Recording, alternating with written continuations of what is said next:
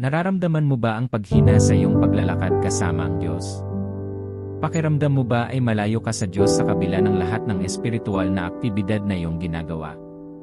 Paano kung mas malapit ka sa Diyos kaysa sa inaakala mo? Hindi sigurado tungkol doon? Narito ang 4 na senyales na nagiging mas malapit ka sa Diyos kaysa sa inaakala mo.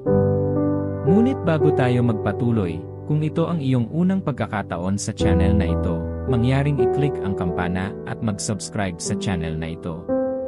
Ang paglalakad kasama ang Diyos ay walang formula. Ang lahat ay tungkol sa estado ng iyong puso at sa iyong tunay na paglilingkod sa Kanya. Sa video ngayon, magkakaroon ka ng malinaw na pag-unawa kung paano tinitimbang ng Diyos ang iyong paglaki at paglaki. Matututuhan mo rin kung paano mapanatili ang isang mas malalim na paglalakad kasama ang Diyos. Ngayon, ang liwanag mula sa salita ng Diyos ay magdadala sa iyo ng mga pagtatagpo. Kaya, ano ang mga palatandaan? Number 1, madali kang sumunod sa Diyos. Nakikita mo bang madaling sumunod at sundin ang anumang sinasabi ng Diyos? Pagkatapos ay lumalaki ka. Ang isang paraan na nagpapakita na hindi ka nakatutok sa iyong sarili ay kapag madali mong bitawan ang anumang bagay. Ipinakikita nito ang iyong pangako sa Diyos at ang disposisyon ng iyong puso sa pagsunod sa hindi masyadong maginhawang mga tagubilin na ibinibigay sa iyo ng Diyos. Nagbubukas ka ng mga bagong sukat sa iyong relasyon sa Kanya. Wala kang ideya kung paanong ang mga pagkilos na iyon na iyong ginagawa bilang tugon sa mga tila maliliit na bagay na hinihiling sa iyo ng Diyos na gawin ay nagpapasaya sa puso ng Diyos. Ito ay hindi tungkol sa magnitude, ngunit ang iyong kabuuang pagsunod. Nangyari ito kay Abraham sa Genesis. Matatagpuan mo ang Diyos na gumagawa ng mahihirap na kahilingan kay Abraham. Ang lahat ng mga tagubilin na ibinigay ng Diyos sa kanya ay hindi para sa kaginhawahan, kailangan niyang laging lumayo. Sinasabi ng Genesis 12, 1:4, sinabi ng Panginoon kay Abraham, umalis ka sa iyong bansa, sa iyong bayan, at sa sambahayan ng iyong ama patungo sa lupaing ituturo ko sa iyo. Kaya't umalis si Abram, gaya ng sinabi sa kanya ng Panginoon. Palagi siyang kailangang isuko ang isang bagay bilang pagsunod sa Diyos, at may nagbago sa kanyang paglalakad kasama ang Diyos sa tuwing gagawin niya. Sa tuwing susundin mo ang mga tagubilin na ibinibigay sa iyo ng Diyos, tatawid ka sa mga hadlang sa iyong landas tungo sa pagbuo ng mas matatag na relasyon sa Diyos. Kapag sinunod mo ang mga kahilingan ng Diyos, may nagbabago sa iyong buhay. Maaaring hindi ka makipag-usap sa Diyos o makatagpo ng Diyos tulad ng ginawa ni Abraham, ngunit sa bawat oras na susundin mo ang Diyos, nakakakuha ka sa ibang antas ng lapit sa Kanya. Kinikilala ng Biblia si Abraham bilang kaibigan ng Diyos, ngunit dapat mong malaman na ang antas ng pagpapalagayang ito ay posible dahil sa pagsunod ni Abraham. Ang Diyos ay maaari lamang manatiling nakatuon sa isang taong sumusunod sa Kanya. Ang iyong pagsunod ay nagbubunga ng katuparan ng Kanyang mga pangako. Suriing mabuti ang mga banal na kasulatan at mapapansin mo na marami sa mga pangako ng Diyos ay may mga kondisyon. Halimbawa, kapag ginawa mo ito, gagawin iyon ng Diyos. Ito ay para sabihin sa iyo kung gaano kahalaga sa Diyos ang pagsunod. Ito ay nagpapakita ng pagpapakumbaba at ganap na pagsuko. Kaya, kung ipapakita mo yon, ikaw ay kaibigan ng Diyos.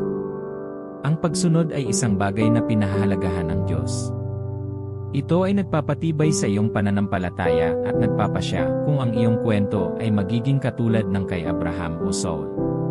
Pareho silang may mga tagubilin mula sa Diyos, ngunit ang kanilang mga tugon ay nakaimpluwensya kung gaano kalayo ang napunta sa bawat isa sa Diyos. Palaging handang sundin ni Abraham ang mga tagubilin ng Diyos at tinupad niya ang mga detalye ng mga hinihingi ng Diyos. Ito ay naiiba para kay Saul, nawalan siya ng presensya at pagsang-ayon ng Diyos. Ang sabi sa 1 Samuel 15:22, nalulugod ba ang Panginoon sa mga handog na susunugin at mga hain gaya ng sa pagsunod sa Panginoon? Ang pagsunod ay higit na mabuti kaysa paghahain, at ang pag-ingat ay mas mabuti kaysa sa taba ng mga lalaking tupa. Salita ng Panginoon, itinakwil kanya bilang hari. Kaya't kung binibigyan ka ng Diyos ng mga tagubilin ngayon, pinahuhusay niya ang iyong paglalakad kasama siya. Habang binibigyang pansin mo at sinusunod ang ipinagagawa niya sa iyo, makikita mo ang iyong sarili na papalapit sa Diyos. Ito ay dahil siya ay may espesyal na interes sa mga ganap na sumusunod sa Kanya, hindi bahagyang. Kapag mayroon kang pagmamahal at pagpapahalaga sa Diyos, susundin mo ang Kanyang mga daan, at ito ay isang paraan upang maranasan mo ang isang mas malapit na kaugnayan sa Diyos. Alam mo ba na ang kaamuan ay tanda ng pagsunod? Nagpapakita ka ng kababaang loob sa tuwing susundin mo ang mga tagubilin ng Diyos, at ang ginagawa nito ay nagbibigay sa iyo ng access sa pag-isip ng Diyos. Sinasabi ng Biblia na ituturo ng Diyos sa maamo ang Kanyang mga daan. Kaya't kung sinimulan ng Diyos na ibahagi ang Kanyang mga lihim sa iyo, ito ay tanda ng paglago sa iyong Kristiyanong paglalakad. Ang Diyos ay hindi nagsasabi ng Kanyang mga lihim lamang kaninuman, inihahayag lamang niya ang mga ito sa mga taong tapat sa Kanya. Ang pagsunod ay ang susi sa pag-unawa sa mga plano ng Diyos. Ito ang dahilan kung bakit nasabi niya kay Abraham ang Kanyang mga plano na wasakin ang Sodoma at Gomora. Habang inihahayag ng Diyos ang Kanyang mga iniisip sa iyo, tinutulungan ka nitong makilala siya, ito rin ang naglalapit sa iyo sa Kanya. Kaya kung ikaw ay lumalakad sa pagsunod, nangangahulugan ito na ikaw ay lumalakad kasama ng Diyos. Bilang dalawa, hindi pangkaraniwang kadalian. Ito ay isang senyales na hindi mo maaaring palampasin kapag ikaw ay lumalaki sa iyong paglalakad kasama ang Diyos. Maaaring hindi mo maipaliwanag ang kaginhawaan na iyong nararanasan, ngunit ito ay magiging maliwanag sa iyong buhay. Na ito ay patunay na ang Diyos ay kasama mo. Ito ay Kanyang paraan ng paghikayat sa iyo sa iyong paglalakbay sa pagkilala sa Kanya. Ang kadalian na ito ay ipinahayag din sa kawalan ng pag-aalala. Sa tuwing nagsisimula kang makaranas ng mga paghihirap, ipinapakita nito na tinatamasa mo ang presensya ng Diyos. Ang pagpili na huwag mag-alala tungkol sa iyong mga hamon ay nagmumula sa isang kamalayan ng pangangalaga ng Diyos para sa iyo. Dahil sa kadaliang ito, wala kang pakialam sa mga kawalang katiyakan na nararanasan mo sa iyong landas dahil sa kung sino ang kasama mo sa paglalakad. Pinapanatili ka nitong matatag at nagpapaalala rin sa iyo na hindi ka nag-iisa. Ito ay isang palatandaan na ikaw ay lumalago sa iyong kaalaman sa Diyos. Kapag may napansin kang kakaibang kaginhawahan o bukas na langit sa tuwing nagsiset up ka ng oras ng pagdarasal, ito ay senyales na inilalapit ka ng Diyos sa Kanya. Madalas ay hindi ka makakahanap ng stress sa pagdarasal ng mahabang oras. Habang nagdarasal ka, mararamdaman mo ang presensya ng banal na espiritu sa paligid mo. Makikita mo siya na itinuturo sa iyo kung ano ang sasabihin habang nakikipag-usap ka sa Ama tungkol sa iyong mga kahilingan. Nasusumpungan mo ba ang iyong sarili na nananatili sa iyong mga schedule ng panalangin kahit gaano ka man pagod? Nararamdaman mo ba ang isang biglaang pangangailangan na laging makipag-usap sa Diyos? Nadarama mo ba na naakit ka sa Kanyang presensya? Kapag nakita mo ang iyong sarili na nagising sa panalangin, ito ay isang senyales na hinahatak ka ng Diyos sa pakikisama. Sa ganitong mga sandali, nagiging madali ang pagharap sa Diyos. Ito ay isang makabuluhang paglago sa iyong buhay. Ito ay kapag ang panalangin ay nagsasalin mula sa pagiging isang aktibidad tungo sa pagiging iyong paraan ng pagsamba sa Diyos. Sa panahong ito, ang panalangin ay hindi na isang paraan lamang para makipag-usap sa Diyos para sa iyong mga hangarin, ito ay lumalaki sa higit pa. Nakikita mo ang iyong sarili na nakikipag-usap sa Diyos sa mga paraang hindi mo maarok. Kapag hinahangad mong malaman ang puso ng Diyos at kung ano ang hinihiling niya sa iyo upang matupad ang Kanyang agenda sa lupa, ito ay isang senyales na ikaw ay nagiging mas malapit sa Diyos kaysa sa iyong iniisip. Ang isa pang bagay na nangyayari sa lugar ng panalangin kapag may kadalian ay ang pagdarasal mo sa kalooban ng Diyos. Sa mga sandaling ito, ang iyong mga pangangailangan at hangarin ay hindi na ang punto ng sanggunian. Kapag nananalangin ka, ipapatupad mo ang kaharian ng Diyos tulad ng itinuro ni Jesus sa Kanyang mga disipulo na manalangin. Tandaan, kung patuloy kang nagnanais na makita ang kaluwalhasyan ng Diyos na mahayag sa lupa sa pamamagitan mo, ito ay isang senyales na hindi ka lang lumalaki, lumalapit ka sa puso ng iyong Ama. Kapag natagpuan mo ang iyong sarili na isinasantabi ang iyong mga pangangailangan sa harap ng Diyos, nararanasan mo ang isang kasigasigan para sa bahay ng Ama. Ito ang uri ng kasigasigan na binabanggit ni David. Sinasabi sa awit 84, ang aking kaluluwa ay nananabik at nanghihina para sa mga looban ng Panginoon, ang aking puso at aking laman ay sumisigaw para sa buhay na Diyos. Nasa kalagayan siya ng matinding pananabik sa Diyos. Kapag nagsimula kang manalangin at tanungin ng Diyos kung paano kanya magagamit para sa kanyang kaluwalhasyan sa lupa, nakakaranas ka ng pagbabago. Nangangahulugan ito na ikaw ay lumalago mula sa pagiging anak ng Diyos tungo sa pagiging anak ng Diyos. Dapat mong maunawaan kung ano ang ibig sabihin nito. Tinatanggap ka ng Diyos na maging kanyang anak sa pamamagitan ng kaligtasan, ngunit hindi niya inaasahan na mananatili kang anak. Ang mga bata ay marupok at hindi matanggap o ganap na makontrol ang kanilang mga mana. Bilang isang bata, ang iyong mga karanasan ay nagiging limitado. Ito ang dahilan kung bakit nais ng Diyos na ikaw ay maging isang anak. Ang pamagat ng isang anak na lalaki ay nagbibigay kahulugan sa kahulugan ng responsibilidad. Ang mga anak lamang ang maaaring bigyan ng mana. Binabalikat ng isang anak ang mga pasanin ng pamamahala sa mana ng kanyang ama. Siya ay naging pinagkakatiwalaang kumuha ng mga espesyal na atas. Ito ang katayuang nais ng Diyos na matamo mo. Kaya, kapag nagsimula kang maghangad ng higit pang mga karanasan sa Diyos sa panalangin at paggawa ng kanyang gawain, ito ay isang tanda. Dito ka naghahanap ng mga paraan upang makipagtulungan sa Diyos sa pagsasakatuparan ng kanyang agenda. Natagpuan mo ang iyong sarili na binibigyang pansin ang pagwawagi ng kaluluwa. Bigla mong naramdaman ang mga hangarin ng Diyos sa mga hindi pa nakakaalam ng kaligtasan.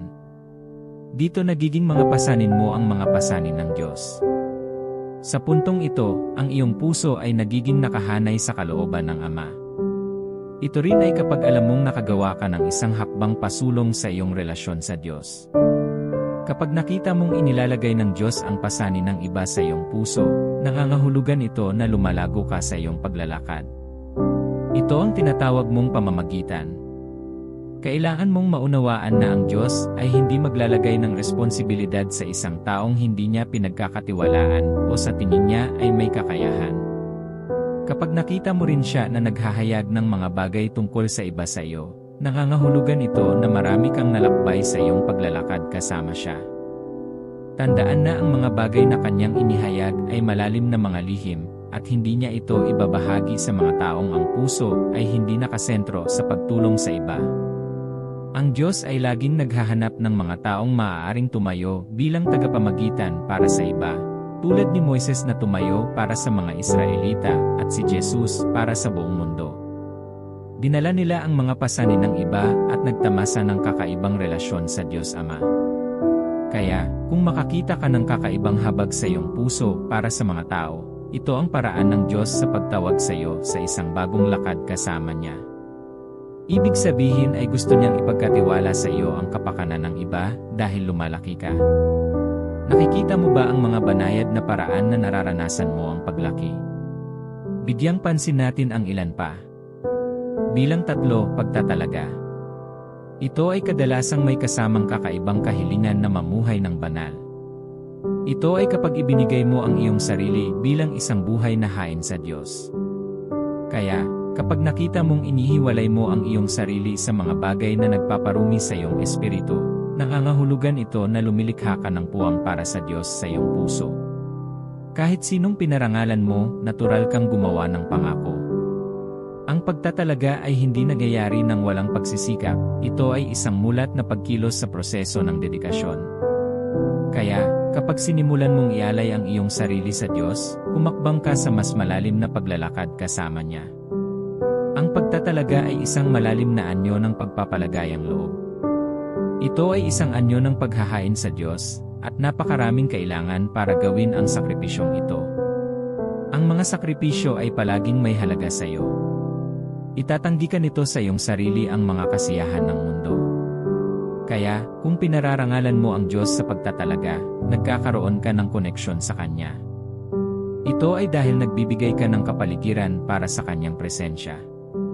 Nakikita mo rin ang iyong sarili na itinataguyod ang integridad sa iyong trabaho.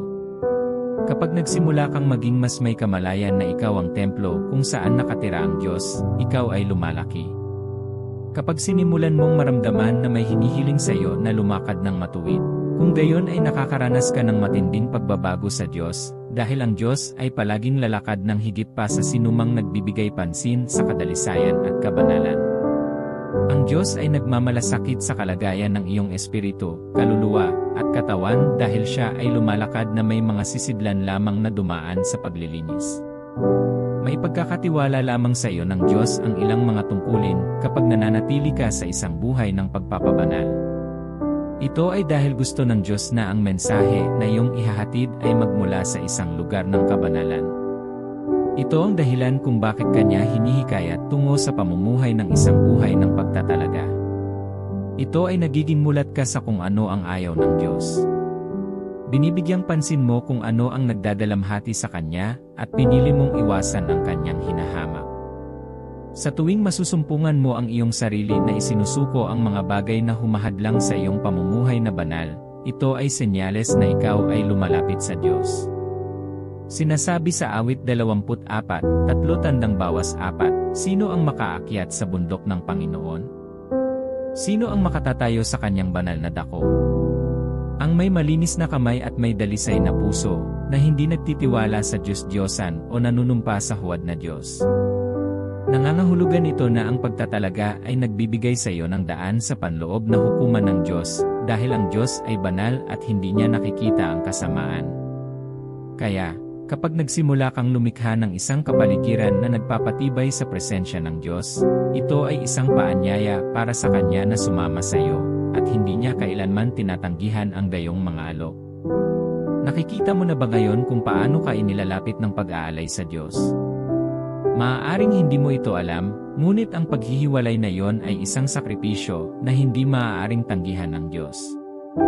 Alalahanin na ang pagtatalaga ay isang anyo ng sakripisyo sa Diyos, at siya ay laging nalulugod sa isang katanggap-tanggap na sakripisyo. Kaya, siya ay nakikisama sa iyo bilang kapalit. Imposibleng hindi makaranas ng paglago kapag ibinigay mo ang iyong sarili bilang isang buhay na sakripisyo. Ang pagtatalaga ay nagtuturo sa iyo ng pagpipigil sa sarili, bukod sa iba pang mga bagay. Ito ay nagtuturo sa iyo na paamuin ang iyong gana, at tinutulungan ka nitong mamuhay ng isang buhay na may karangalan sa Diyos. Kaya, makikita mo ang iyong sarili na higit na nakasandal sa Diyos, ibinubukod ang iyong sarili, at iginagalang ang Diyos ng iyong espiritu, kaluluwa, at katawan. Nangangahulugan ito na lumalapit ka sa Diyos. Nagsisimula ka ring makita kung paano walang kabuluhan ang paghahangad ng makalupang tagumpay at material na pag-aari. Nalaman mong hindi lang ito ang layunin ng iyong pag-iral sa earth. Ito ay kapag nakakaranas ka ng pagbabago sa iyong mga prioridad. Ipinapakita nito kung paano ka naayon sa kalooban ng Diyos. Magsisimula kang makilala na ang Diyos lamang ang makapagbibigay sa iyo ng pangmatagalang kagalakan at kasiyahan. Ang iyong atensyon ay lumilipat mula sa makalupang hangarin patungo sa mga bagay na pumupuno at nagbibigay kasiyahan sa iyong kaluluwa. Masusumpungan mo ang iyong sarili na isuko ang mga kawalang-galang at sa halip ay ipalaganap ang kaharian ng Diyos. Ito ay kapag naiintindihan mo ang layunin ng mga pagpapala ng Diyos sa iyong buhay. Bigla mong nakikita ang talento, kasanayan, at pananalapi bilang mga daanan kung saan ang Diyos ay umabot sa iba. Magsisimula kang magpasakop sa Diyos at magtiwala sa Kanya para sa iyong mga pangangailangan. Dito ka makakatagpo ng kagalakan sa pagpaparangal sa Diyos sa iyong oras. Binibigyang pansin mo ang paglilingkod sa iyong pamayanang Kristiyano. Binibigyang pansin mo ang mga bagay na walang hanggan at gumugugol ng oras sa pamumuhunan sa mga relasyon na nakatuon sa pagpapalaganap ng Ebanghelyo sa iba. Kapag nakilala mo ang pagbabagong ito sa iyong prioridad, dapat mong kilalanin na ang Diyos ay lumalakad kasama mo. Inihanay Kanya sa iyong walang hanggang layunin, at ito ay kung paano Kanya dinadala sa mas malalim na paglalakad kasama Niya. Ano ang iba pang mga palatandaan na nagpapakita na ikaw ay nagiging mas malapit sa Diyos? Bilang 4, pakikipagkaisa sa Espiritu Santo. Ang isang palatandaan na ikaw ay lumalapit sa Diyos ay sa pamamagitan ng iyong kaugnayan sa banal na Espiritu. Kapag nagsimula kang mamuhay sa kamalayan ng Kanyang presensya, nagiging mas bukas ka sa Kanya. Maraming mananampalataya ang walang personal na kaugnayan sa Espiritu ng Diyos. Dapat mong maunawaan na ang nakikitang paglago ay hindi maaaring mangyari sa iyong buhay nang walang presensya ng banal na Espiritu. Bago umalis si Jesus sa lupa, sinabi niya sa kanyang mga disipulo na hihilingin niya sa Ama na magpadala sa kanila ng regalo. Sinasabi sa Juan 14:16, at hihilingin ko sa Ama, at bibigyan niya kayo ng isa pang tagapagtanggol upang tulungan kayo at makakasama ninyo magpakailanman. Iyon ay ang banal na Espiritu, at siya ay makakasama nila at tulungan sila sa kanilang paglalakbay sa pananampalataya. Ang banal na Espiritu sa iyo at ang iyong koneksyon sa Kanya ay nagpapakita ng lawak ng iyong paglago. Gaano mo nabuksan ang iyong sarili sa banal na Espiritu? Mayroon ka bang aktibong pakikipag-ugnayan sa Kanya? Ang isang palatandaan na ikaw ay mas malapit sa Diyos kaysa sa iyong iniisip ay ang lawak kung saan mo isuko ang iyong sarili sa banal na Espiritu. Kapag nakita mo ang iyong sarili na hinahayaan siya sa iyong mga gawain, lumilikha ng puwang para sa kanyang input, at nananatili sa patuloy na pakikipag-usap, nangangahulugan ito na gumagawa ka ng malalaking pag-unlad sa iyong paglalakad kasama ang Diyos. Kaya, suriin upang makita kung gaano mo inuuna ang banal na Espiritu sa iyong buhay. Ipapakita nito sa iyo ang landas patungo sa mga sagot na kailangan mo. Ang isa pang paraan na pinatutunayan ng iyong pakikisama sa Espiritu Santo ang iyong paglakad kasama ang Diyos ay sa pamamagitan ng mga bunga na iyong ipinapahayag. Ito ang pinagkaiba ng nabagong tao sa taong hindi. Ang bunga ng banal na Espiritu ay parang badge, ito ay nagpapakita na ikaw ay anak ng Diyos. Hindi ka mabubuhay ng isang buhay na nakalulugod sa Diyos kung wala ang banal na Espiritu. Siya ang tumutulong sa iyong mga kahinaan. Itinuro niya sa iyo ang pag-ibig ng Diyos at binuksan ka sa pag-aaral ng Kanyang mga paraan. Nasumpungan mo ba ang iyong sarili na nakahilig sa pagpapatawad sa mga nakaraang panahon? Naging mas matyaga ka ba at mapagparaya sa iba? Nasusumpungan mo ba ang iyong sarili na nagliliwanag ng kapayapaan na hindi mo lubos na maipaliwanag? Ang lahat ng ito ay mga bunga ng banal na Espiritu at patunay na ang Diyos ay aktibong gumagawa sa iyong buhay.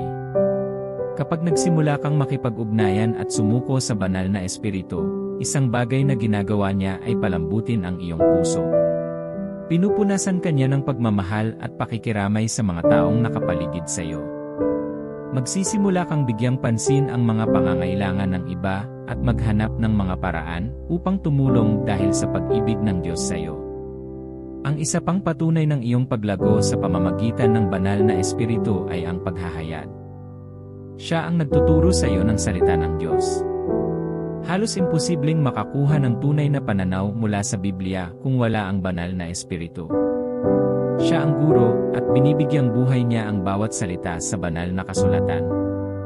Alalahanin na kanyang binigyang inspirasyon ang mga tao na isulat ang banal na aklat.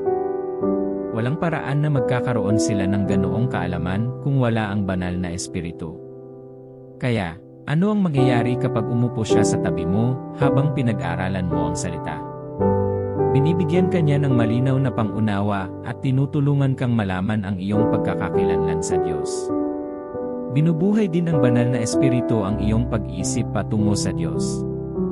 Binibigyan ka niya ng pagnanais na makisama sa Diyos sa pamamagitan ng salita, pagsamba at panalangin.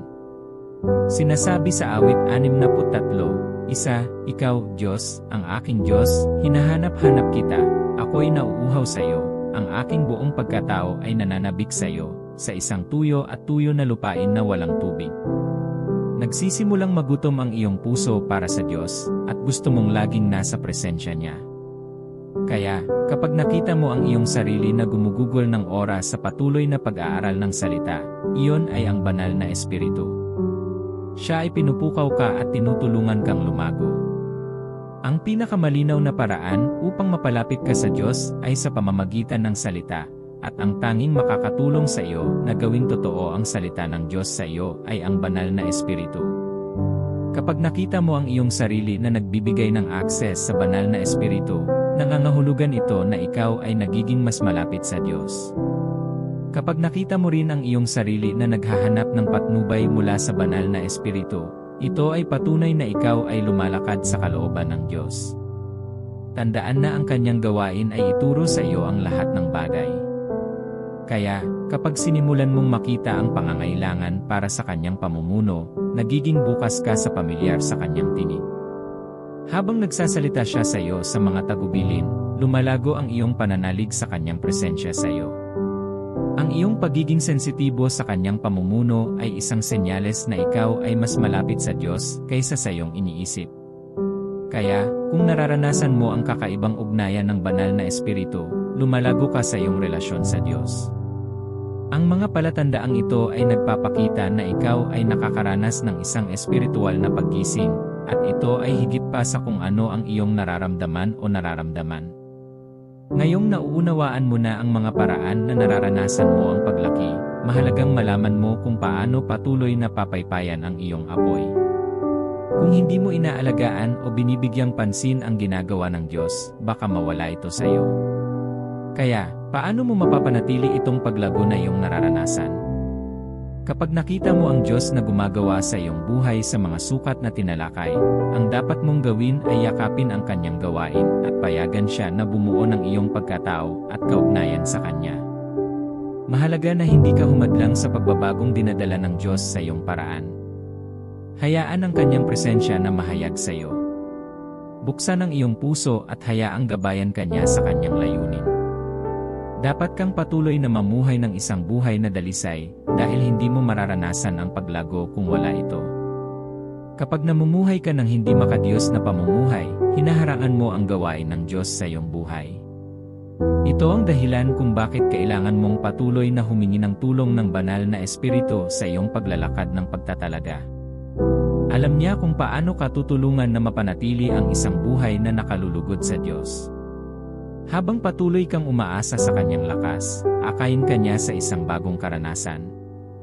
Ito rin ang dahilan kung bakit kailangan mong panatilihin ang isang pamumuhay ng pagmumuni-muni.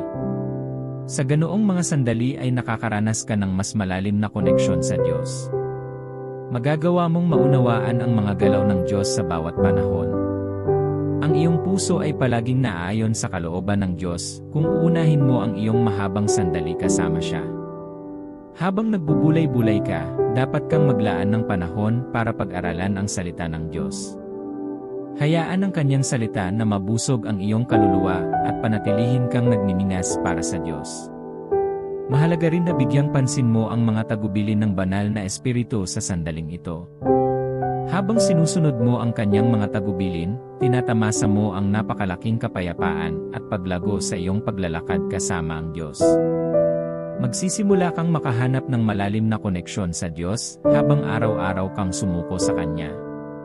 Manalangin tayo.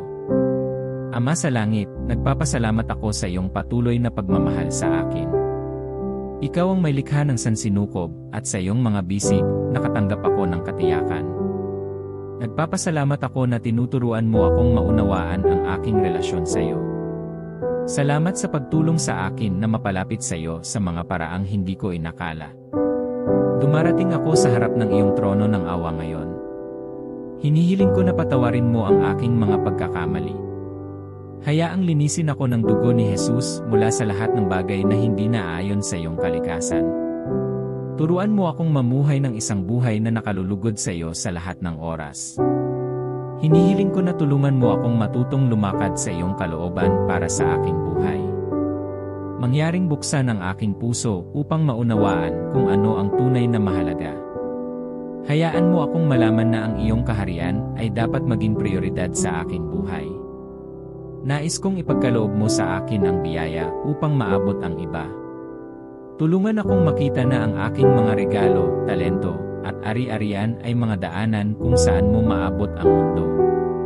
Nais kong tulungan mo akong linangin ang isang pamumuhay na laging nananatili sa iyong presensya.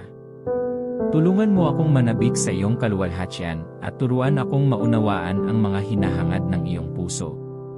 Nais kong paglingkuran ka ng aking espiritu, kaluluwa, at katawan, kaya tulungan mo akong huwag mag-alinlangan sa aking debosyon sa iyo. Hinihiling ko na patuloy mo akong pangunahan. Binubuksan ko ang aking puso sa presensya ng iyong banal na espiritu ngayon. Tinatanggap kita sa aking buhay at binibigyan kita ng daan. Pakisuyong kontrolin ang aking mga gawain, gabayan ako sa layunin ng Diyos para sa aking buhay, at turuan akong lumakad kasama mo. Tulungan mo akong mapanatili ang palagiang pakikipag-usap sa iyo.